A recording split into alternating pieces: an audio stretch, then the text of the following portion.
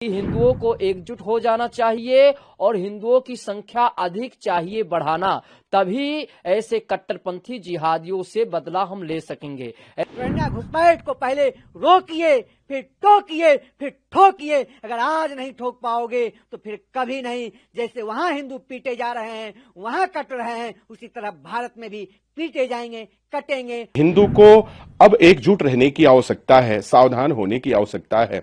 बाबा बागेश्वर धाम के पीठाधीश्वर धीरेन्द्र शास्त्री जी ने जो भी उन्होंने कहा है, बिल्कुल उन्होंने सत्य कहा है। इसका हम समर्थन करते हैं। क्यों? कट्टरपंथी जिहादियों की संख्या जहां अधिक है और हिंदुओं की संख्या कम है, वहां हिंदुओं से पूछो कितना अत्याचार कर रहे हैं।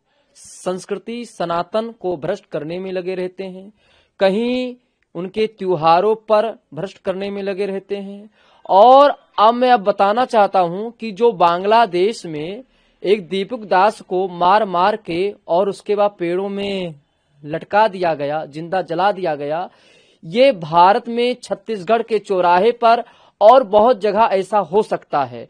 अगर हिंदू एकजुट नहीं होगा, हिंदुओं में एकता नहीं होगा, तो ऐसी स्थिति आ सकता है। इसीलिए सभी संस्कृति और सभी सनातनियों से कहना है कि हिंदुओं को एकजुट हो जाना चाहिए और हिंदुओं की संख्या अधिक चाहिए बढ़ाना, तभी ऐसे कट्टरपंथी जिहादियों से बदला हम ले सकेंगे। ऐसे कट्टरपंथी जिहादियों के कुरानों में लिखा रहता है कि जो गैर हिंदू है उसको पकड़ो, उसके आस्था पर चोट पहुंचाओ, उसको मारो, उसको काटो। जो उनके देवी देवता हैं उन पर आस्था पर चोट पहुंचाओ। ऐसे कट्टरपंथी जिहादी करते हैं। बाबा बागेश्वर धाम के पीठाधीश्वर धीरेन्द्र शास्त्री के बयान का समर्थन करते हैं। बिल्कुल उन्होंने सत्य कहा, इसीलिए हम सत्य कहते हैं। निश्चित रूप से पूज्य बागेश्वर धाम के जो सरकार ने कहा है वह 100% सही कहा है। वो समय दूर नहीं है जिस तरह बांग्लादेश में एक दलित व्यक्ति को पीटा जाता है, मारा जाता है, उसको जिंदा जलाया जाता है,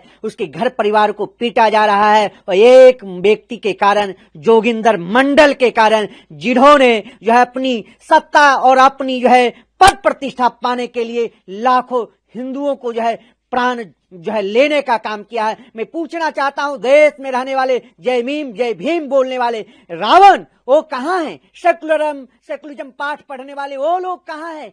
क्यों नहीं बोल रहे हैं? निश्चित रूप से संपूर्ण जनमानस को संगठित होकर के और ऐसे देश में रहने वाले जयचंद मान सिंह जैसे गद्दारों से भी निपटना चाहिए। उन जिहादी कठमुल्ले आतंकवादियों से निपटने के लिए संपूर्ण जनमानस को संगठित हो जाना चाहिए, एकत्रित हो जाना चाहिए और ऐसे जिहादी कठमुल्लों का प्रतिकार करना चाहिए। देश में किसी भी रोहिंग्या घुसपैठ को पहले रोकिए, फिर टोकिए, फिर ठोकिए। अगर आज नहीं ठोक पाओगे तो फिर कभी नहीं। जैसे वहां हिंदू पीटे जा रहे हैं, वहां कट रहे हैं, उसी तरह भारत में भी पीटे जाएंगे, कटेंगे और वो प्रताड़ित होंगे। निश्चित रूप से पूज्य बागेश्वर धाम जी के जो है वचनों से समर्थन करता हूं, सहमत हूं। संपूर्ण जनमानस को इन विचारधारा को अंगीकार करना चाहिए और किसी भी देश में अराजकता के खिलाफ आप संगठित होकर के, एकत्रित होकर के उसका प्रतिकार करिए, उसको ईंट का जवाब पत्थर से देने का काम करिए, नहीं तो फिर कटिएगा, कोई बचा नहीं सकता है। निश्चित रूप से यह एक संकेत है, एक यह आगाह है, यह कि आगाज है कि अभी दुनिया ने देखा सोशल मीडिया प्लेटफॉर्म के माध्यम से कि अमानवीय कृत्य, इतना बड़ा अपराध जो इतिहास में कभी नहीं हुआ।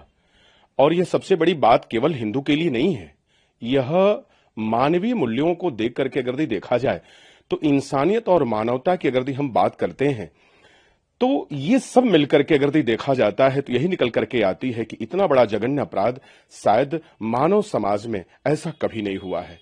और हम सभी मिलकर के उसका खंडन और भर्त्सना करते हैं, जो ऐसे कट्टरपंथी विचारधारा के ऐसे लोग जो मनुष्य होकर के भी मनुष्यत्व को अंगीकार नहीं कर रहे हैं। क्या कहा जा सकता है? यह कहीं ना कहीं यह संकेत करता है कि हिंदू को अब एकजुट रहने की आवश्यकता है, सावधान होने की आवश्यकता है। और जो आचार्य धीरेन्द्र शास्त्री जी ने कहा है, हम उनके विचारों का समर्थन करते हैं, क्योंकि हिंदुत्व केवल एक विषय नहीं है। हिंदू इंसानियत और मानवता को लेकर के चलने वाला एक वह ऐसा पक्ष है जो सदैव, अगर हम इतिहास को उठाते हैं तो जिसने विश्व की मंगल की कामना की हो, जिसने सभी जीवधारियों पर अपना स्नेह और प्रेम लुटाया हो, वह हिंदुत्व है। तो निश्चित रूप से मैं धीरेन्द्र शास्त्री जी के विचारों का मैं स्वागत करता हूं।